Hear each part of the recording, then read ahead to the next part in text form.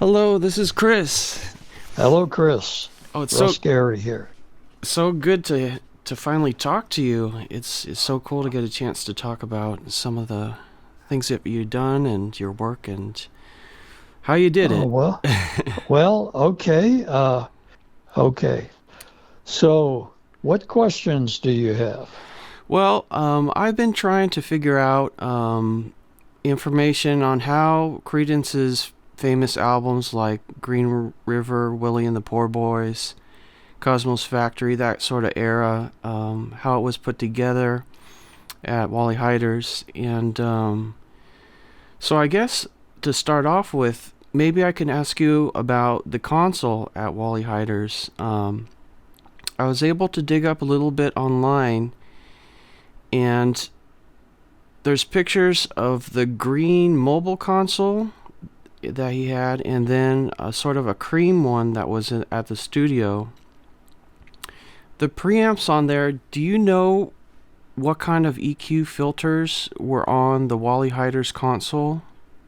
The You six, mean what equalization filters? yeah, part of the Universal Audio, I guess 610s. Okay, now, first of all, the 610 console was tube, the first one. And then the second one was the first installed at Hyde Studio C when we first opened, and that was a solid state board. Oh, wow. And uh, that was the second solid state board in the studios. The first one was down in Hollywood, where I worked at first for Hyder down there. And that one was the first solid state. And that utilized both of those boards, and a third one in San Francisco utilized the solid state technology. And it was all Bill Putnam inspired universal audio components.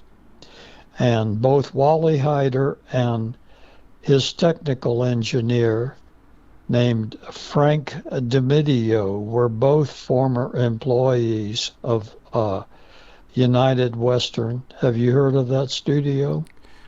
Yes, in some interviews, yeah. That one was Bill Putnam's place, who invented and founded Universal as well. Yeah, I'm And familiar with his history in Universal Audio, yeah. okay, so that's the boilerplate for the studios in the control room, and then there was a rack of outboard equalizers and filters in the rack, and that's where the filter systems were. They were also Universal Audio, and those equalizers got utilized a lot, and in fact they were normaled into the first 8 faders on the board. And the equalizers had a 10 dB insertion loss when you used them, and you just made it up in level control. And then the filters had no loss when you used them, and once in a while you would use a filter. Well, cool. That's good to know. Thank you. My next question I have is about what vocal mics John Fogerty used when he was recording in that era. The first session I did with them was kind of like a test session.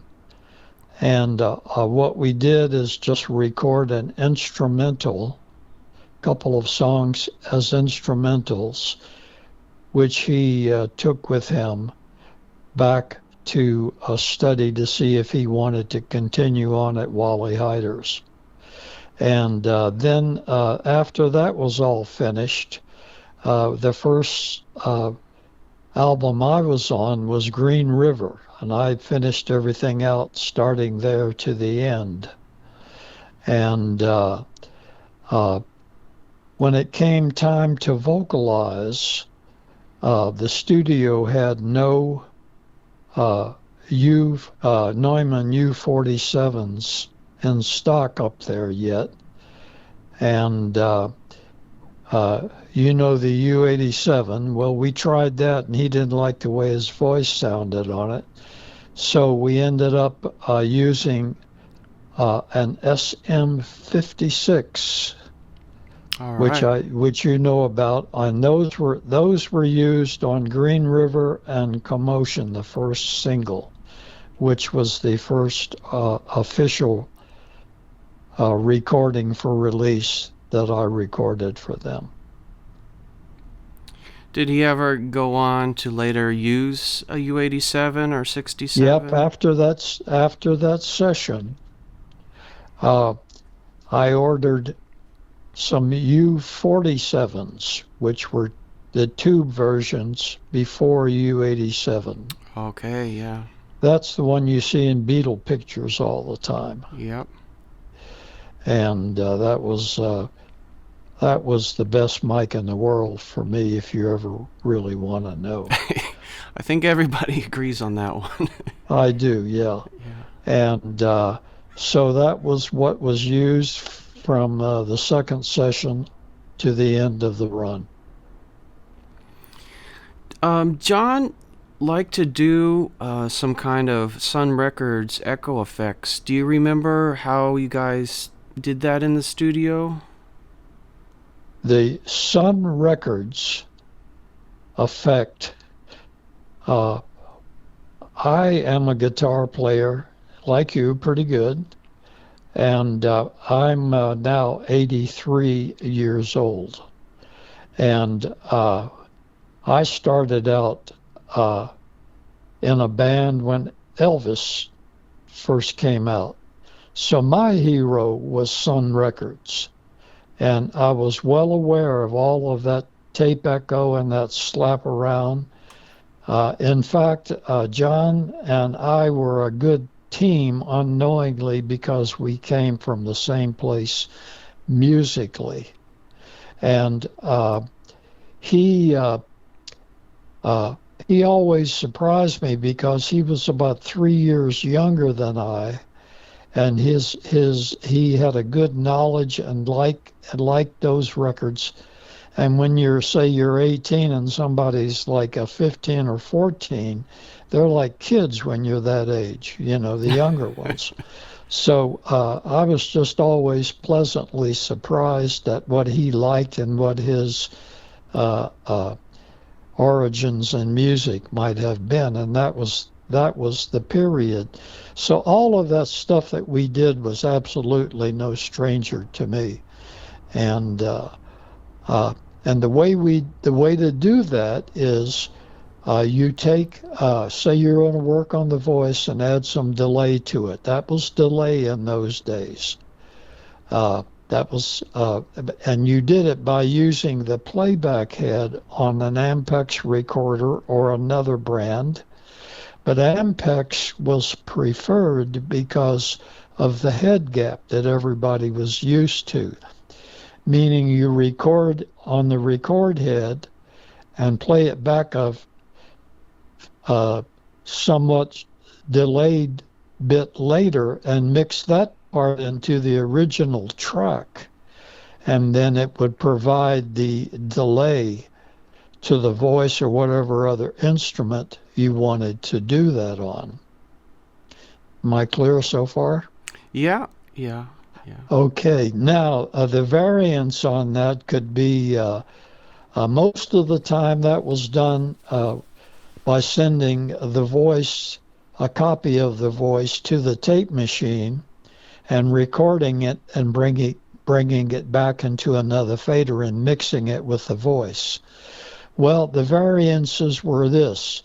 You could record at 15 IPS, Later, some of the machines started showing up at 30 IPS, but that was hardly ever used. The preferred delay was 15 IPS. And another variance was 7.5 IPS, which made the delay twice as long as you could get running at 15. So, and another variance was you could use what was called a VSO. In today's world, it's called vari speed. And you could fine-tune your delay after it was recorded by varying the playback speed of the Ampex recorder. But for the most part, the built-in speeds worked quite well.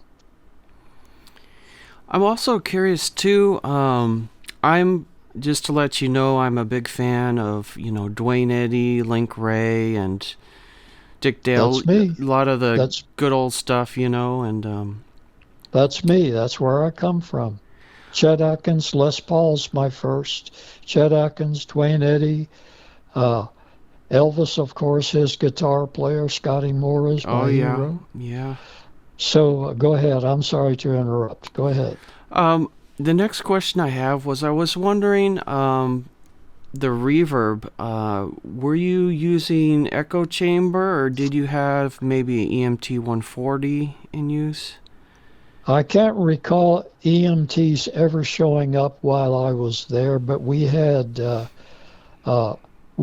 two beautiful acoustic echo chambers, which is a hard thing to find these days because most digital devices that are sampled do not capture it wholly. They do a good enough job, but there is nothing like a real echo chamber with a speaker and a microphone in it.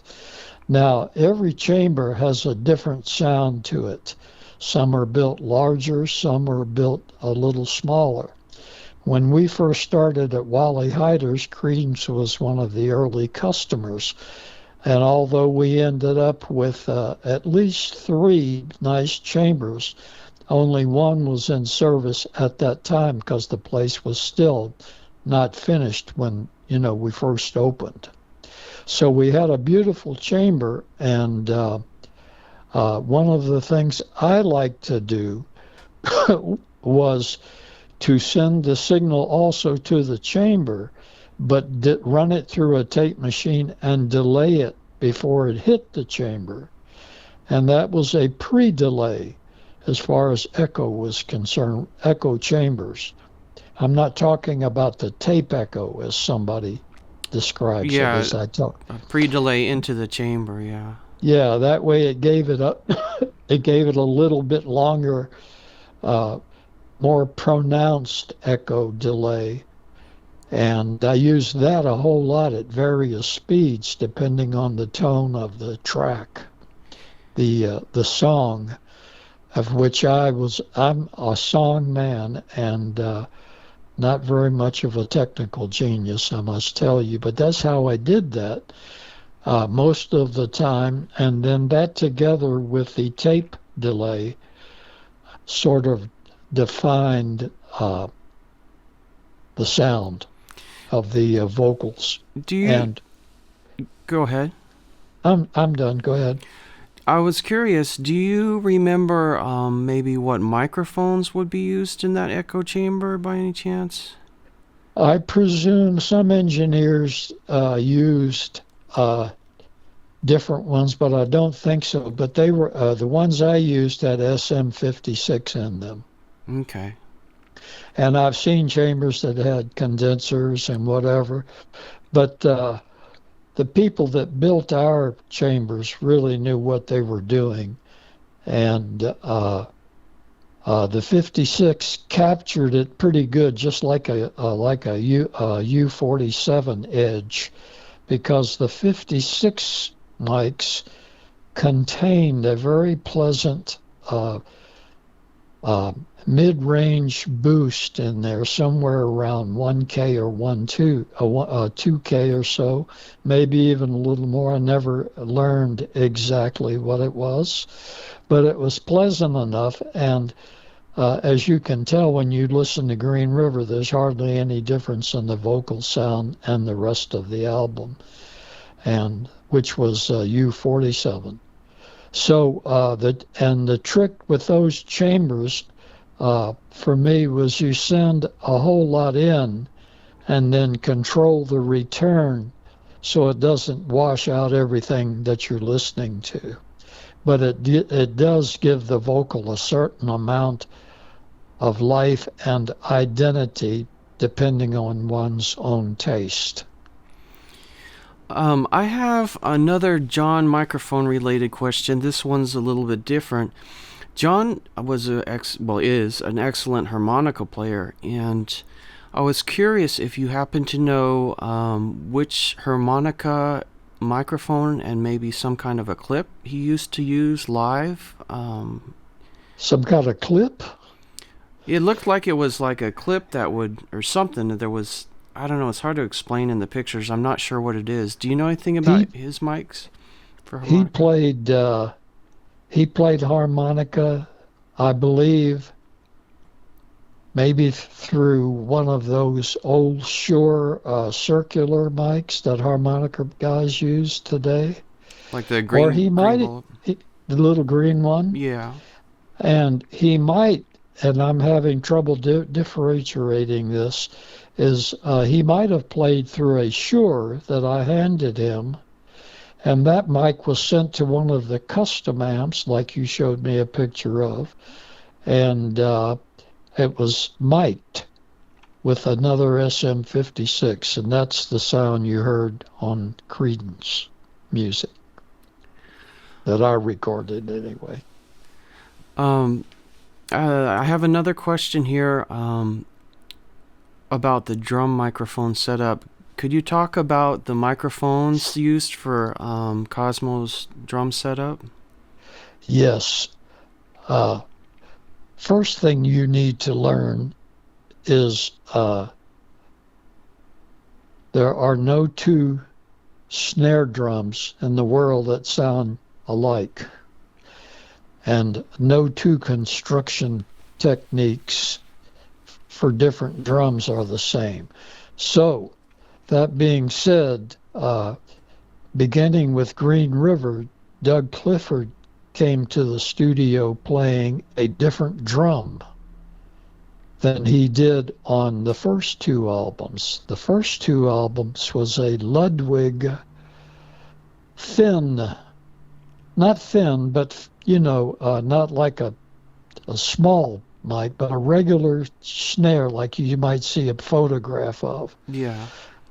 That had one sound, but when we started to do the Green River album, he switched over to a Camco snare drum, which was a big fat thing.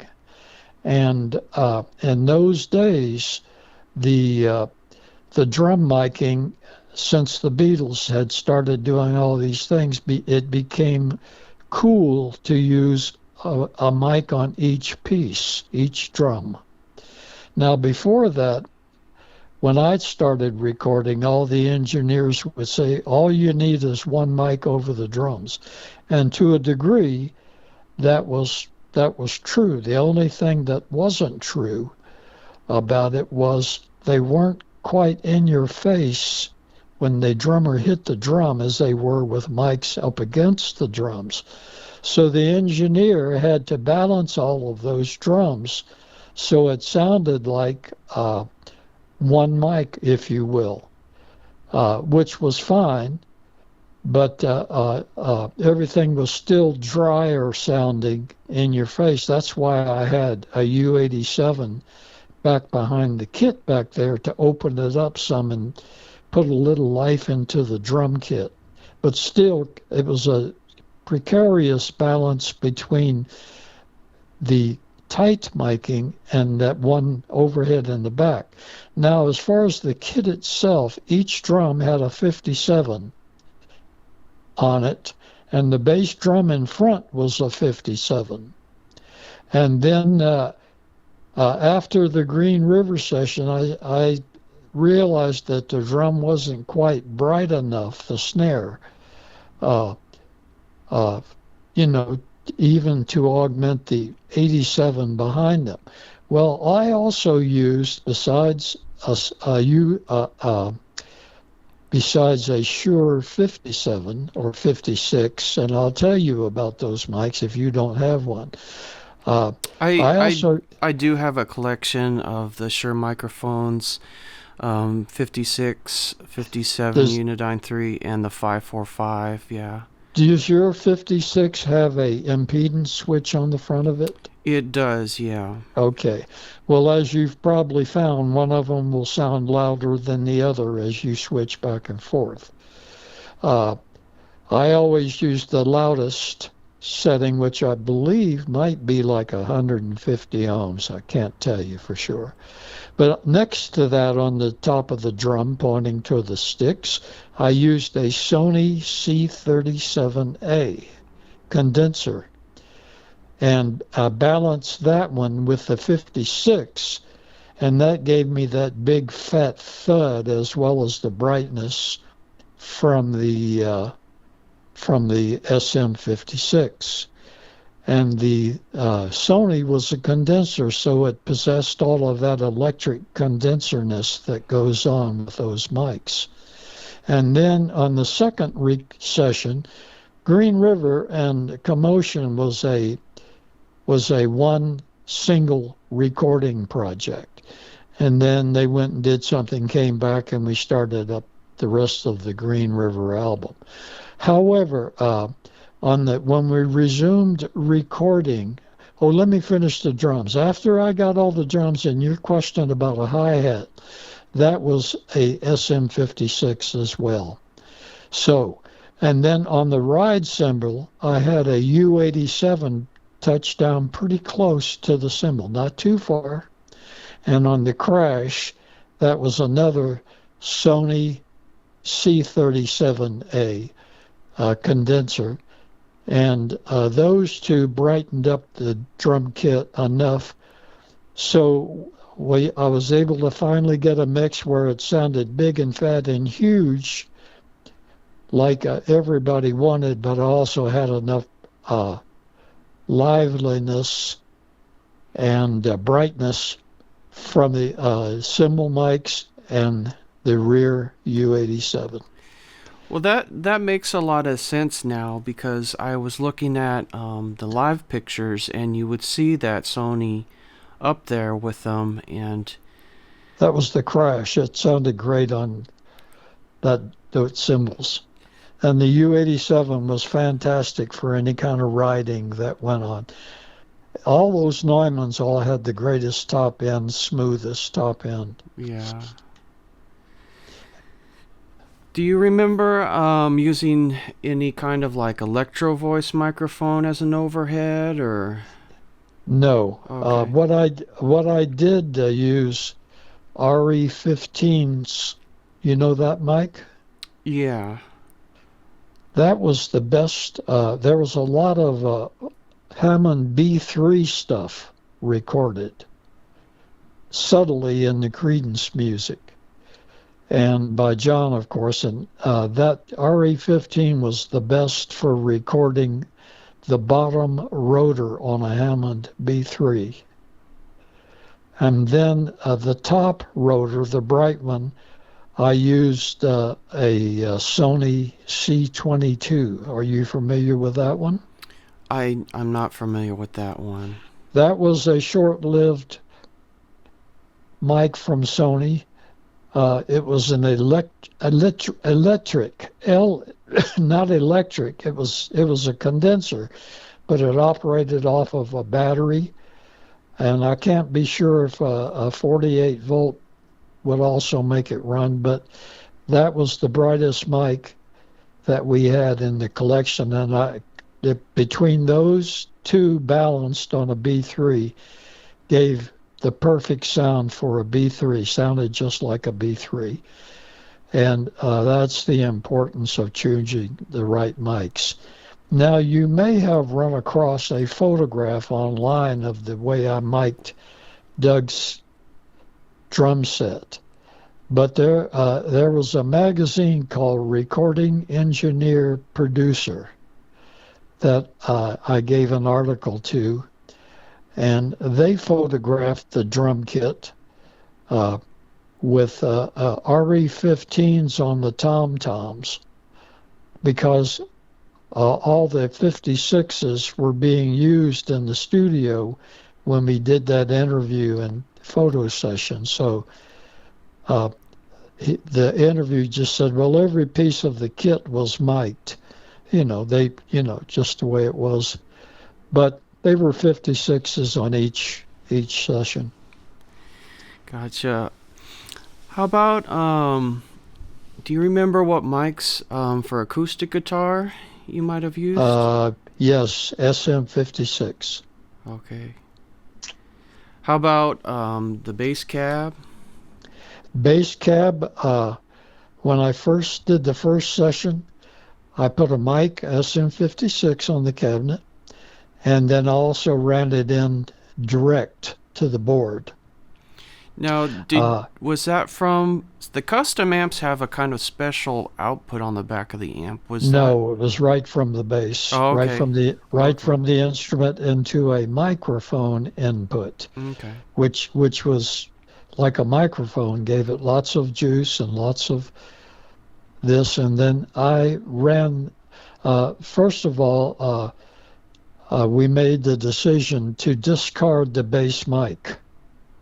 And we ran the direct into the console, and then I ran that through a compressor and squeezed it up so it got rid of some of those big ugly overtones on the bottom end and settled in with the rest of the instruments. That was through a Universal Audio 11... I can't recall, but it was before the black 1176. It was the first one. It was the silver one with the blue. The blue stripe. The blue stripe around the meter or whatever. Gotcha. And that was also used on the Voice, one of those. Okay, I just have one or two questions about John's amp. What mics did you use on his amp, and did John use the built-in effects in the custom, or did he ever bring in a pedal or anything for like distortion? I don't ever recall seeing a pedal. But he used a souped-up Vibrolux that was a bit sharper than it came stock, and then at times he would use his custom. And then the one thing I forgot to mention to you, and if you're going to be a recording engineer, learn to trust your inspirational instincts, because I always return the echo on the drum kit back into the drum mix. So once they were locked onto 2 tracks, and I mixed the whole kit onto 2 tracks of the multi-track machine, because in those days there were no automated mixing boards, and you just had to do it while it's running. Well, what's running? Well, I guess you're mixing down. Any fader moves?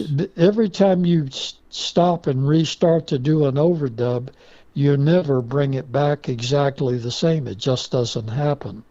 And once you hit the inspirational spot where you know it's right, at least this is the way I did it. I would bring the return from the chamber and mix it back in with the drums. And then I would mix them onto 2 tracks of the recorder, and then my drum sound was always there. And then now today you can lock it up with your Pro Tools rig, and it'll always come back like you first got it up. And I'm a believer in first impressions, and not that improvements couldn't be made, but once you got once you got the track like you knew it should be, then you better grab that thing because it'll move on you, at least when you were working with tape. And another thing that helped by doing that is when the mixdown came, you didn't have to run the drums into the chamber if you wanted echo on them, because you were putting echoes on other things, and then having the drums rattle around in the chamber when you were trying to get a nice pristine vocal echo in the chamber, it didn't interfere with the echoes coming back to the vocal mic That makes a either. lot of sense. I've encountered similar situations with the snare and stuff like that. Yeah. So, but it's hard to find somebody that uh, will blend it right off the bat. Now, where I came from when you first started making records was you'd show up at 1 o'clock, and by 5 o'clock you'd have a mono or stereo mix made, ready to ship to be mastered. That's where the first where I first learned how to utilize inspiration like that, because you only got you get 3 hours to record a song, sometimes 2 hours. And by the time I was finished working in Hollywood, Wally asked me to come to San Francisco and do that. A 4-track was the maximum, and 8-track showed up just a few months or a month or so before I went to San Francisco. Yeah. So, I was used to getting it and everybody going, yeah, yeah, yeah, that's it. So, that was the method I used, only because now I know a lot of people, a lot of great engineers don't lock it up like that. But when you know it's right, it's right. So, Well, when I was just barely learning about recording when I was very young, my friend's father had a teak 4-track, so we had tried to do little home band recordings with the teak. So I had yeah. a small amount of encountering those issues. So Well, it's good for you to do that, because you eventually know what will work and what may not work, once you get to your mono mix, if you're doing that. Because what was it, a TIAC, did you say? yeah. Well, and probably you could not record adjacent tracks to each other like that on cell sync when you went to sync it up. And the same was true with Ampex machines. You couldn't, when I was doing 4-track, you couldn't record something on track 1 and then go put that in sync and go record on track 2, because the electronics wouldn't allow it. It would create funny stuff. You always had to skip a track and go to track 3. So you'd record track 1, send it over to track 3 with the next batch of information, and back and forth like that. Well, that's all my questions. All right. Anything else? Well, you know what? I'm sure I'll probably think of something sometime down the road, but I don't want to take too much of your time today, but I don't mind talking if you've got more. Well, that's all that I had here. It's wonderful to get to talk to you and figure out how those albums were put together. John put out a book a few years ago, and that sort of started me down this path to learning more about Creedence and how the albums were made. And when I started reading more about some of the interviews that you've done previous, the setup seemed pretty straightforward, and it sounded like something that wouldn't be too crazy, aside from the Neumann and some of the old expensive 2-gear, to put together for a home studio setup. So, well, what kind of mixer do you use? well, I don't have any kind of a console mixer. I'm using like a modern Focusrite Claret computer interface. So I actually do my mixing, on the computer. Is that like Pro Tools? Pretty much. I use a program similar to Pro Tools. It's a DAW, but yeah, so. I have a little Pro Tools set up in my basement. I can do some pretty good records down there, pretty good recordings with it. And I use the exact same approach that I just described to you going to tape. And that approach I gave you was consistent until the end, except the last album, which a lot of people realized that the end was near. That was I had joined Fantasy as a producer by then, but they didn't have any decent echo chambers at all over there, and they didn't have any echo at the time. So I recorded that last album and took it to Wally Heiders and mixed it over there. Yeah. Well, thank you so much. I have some friends that play out down around here. There's a lot of great musicians over in San Jose, blues musicians and stuff. And so down the road, it would be fun to get some of those bands in here and. So how old are you, may I ask? I'm 45. Okay. Well, you've been around enough.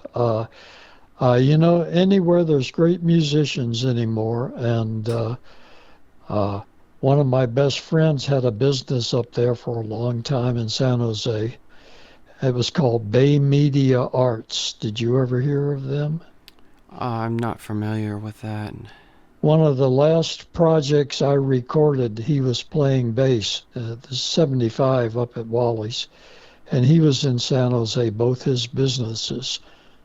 And I would go up, and he had a nice video business as well as being a great bass player, and he was also just a good musician. So I know San Jose a bit, Yeah. Also, there was, I don't know, I'm thinking of San Mateo, of a studio I knew up there I thought was quite good. Pacific High Recording, did you ever hear of that one? I'm not familiar with that studio. Yeah. They did some nice things. You ever hear Sly and the Family Stone? You know what? One of my friends knew the bass player. His parents were friends with Larry Graham when he was living in Oakland. He was a killer. Yeah. Larry Graham. He was something else. Yeah. And then there's the Doobie Brothers' first outing was recorded there. And one of my friends recorded that and brought it down to Heiders to play for me before it was ever released, the first one. And they were signed to Warner Brothers, and I don't know what kind of changes occurred after that, but that's where the Doobies came out of originally, Sly and a couple other good bands. So that was a good recording studio there. But the biggest complaint in Wally's in San Francisco that there wasn't a studio as complete as Wally Heiders was. And so that's why Wally's was so successful. That place is still going on now. I guess you know that. But it's called Hyde Street, yeah. Hyde Street. But, I went up there a few years ago to do a little transferring and probably some mixing, and they didn't even have those echo chambers activated anymore. They were used for like boxes of paper storage and things like that, So there's things I suppose that'll never be created, but if you could score one of those EMTs, they were pretty good. Some of the best plate units.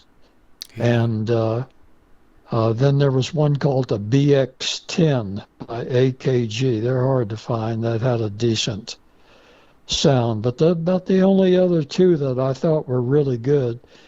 And the sampling that you get with some of this stuff just doesn't cut the mustard to me, but others might like it just fine. I'll have to take a look for that AKG plate reverb. They're hard to find. Yeah. I usually go searching around on eBay for some of this old stuff. But I saw BX what was it, a BX-20, which was a little more larger, probably had a bigger plate hanging in it. And oddly enough, the old Fender reverb unit has a nice echo with that plate in there, the Fender reverb, the first one, 62, 63. And that was the echo, and that was from a Hammond organ setup. They use the tank, they call it today, and which I don't like that word for some reason. But in any case, if there's anything else, I'll be happy to talk with you about it. And if you want to talk about how some of the following albums, because they did progress in several ways. And there was some things, some clever editing I did and things like that with tape and razor blades and stuff like that. For example, you'll hear Willie and the Poor Boys crossfade into Feeling Blue. And I did that with razor blades and 3 different tape machines, stuff like that. It's pretty amazing. So, there was a lot of ways to do things, and much of the time Fogerty would ask for stuff. And another thing you might take a listen to is Cotton Fields. The take that's on the record, in the solo, Doug Clifford bass drum sounded a little tired. So I took a razor blade to that solo and clipped out about 1/8 of an inch of tape between the bass drum and the snare hit for like several bars in a row, spliced it all back together, and John overdubbed a couple of acoustic guitars to smooth it out, and that's what you hear on the record. That's so cool. You know what? Let's take just 1 second. Maybe you can talk about Tom Fogerty, because he seems to be kind of the lost member of the band. Like Creedence Clearwater Revival was named the Blue Velvets in its infancy. And it was Tom Fogerty's band with Doug Clifford and Stu Clifford playing. John was the younger kid, come back from the Army, and he was asked to join the band. Tom Fogerty, and I can tell you firsthand because I produced 2 albums for him, in a truck I built that was at the factory. Have you heard of the factory? Yeah, I've seen some footage of it when they rehearsed there. Well, after the Creedence thing was over, Doug Clifford and Stu and I formed a production company there and I built a truck, a nice truck. And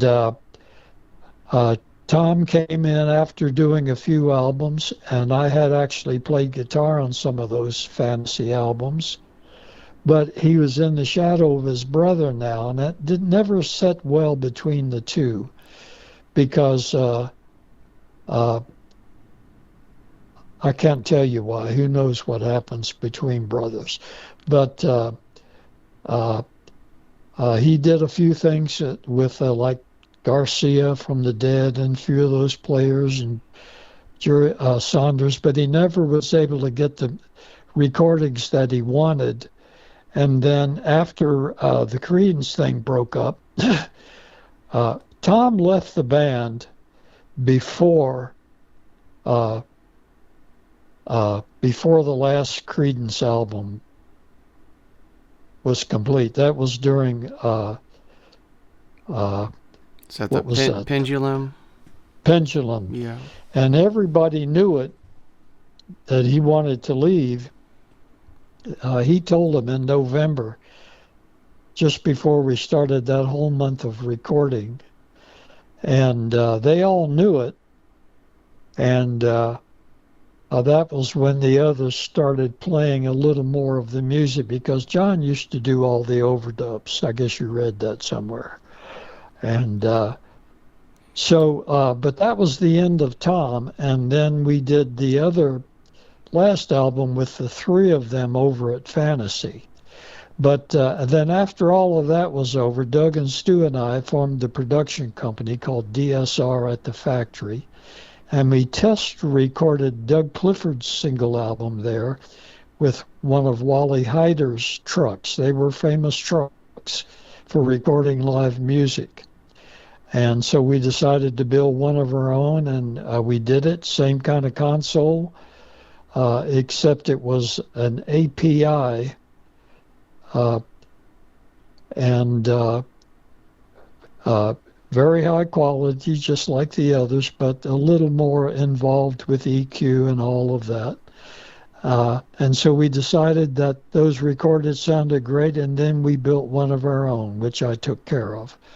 And then also a few projects came in, and I produced 2 albums for Tom during that period, and I played a lot of guitar on the first one, which was called Zephyr National. If you ever get a chance, dial up Joyful Resurrection. I will. On YouTube. And I was playing rhythm on that. I showed Stu the lick that opens the song, and he did a nice job on the tune, playing licks along with his bass. And then, but I played 5 or 6 or more of the cuts, a lot of lead guitars, stuff like that. So I got to, I was a little rusty, but I got to play a little guitar, and that was all nice.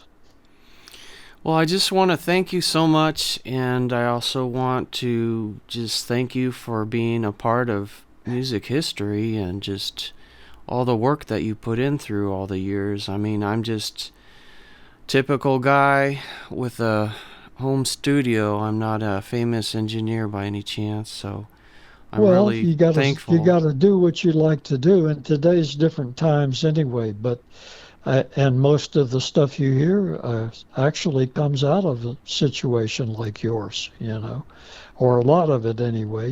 These guys are getting good at doing it at home, so that is a positive thing today. Well, I'm going to let you go now. Thank you so much, Russ. It was awesome to get to talk to you and hear how you did it and your stories and stuff like that, and just wish you good luck to you, and if you need me, just give a call. All right. Thank you. Okay, buddy. Bye-bye.